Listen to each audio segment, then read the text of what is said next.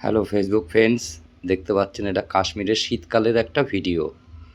শীতকালে কাশ্মীর পুরো ভূস্বর্গ হয়ে ওঠে। যেদিকেই চোখ যাবে শুধু বরফ আর বরফ, সাদা সাদা, বাড়ি ঘর সব ঢেকে যায় বরফে। রাস্তাঘাট খুব সুন্দর প্রকৃতি, দারুণ।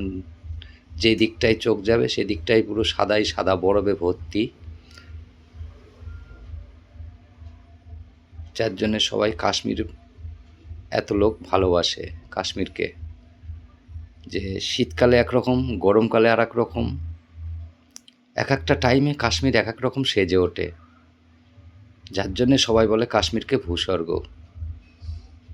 যেদিকে চোখ যাবে সেদিকেই শুধু বরফ আর বরফ, রাস্তাঘাট পুরো বরফে ভর্তি।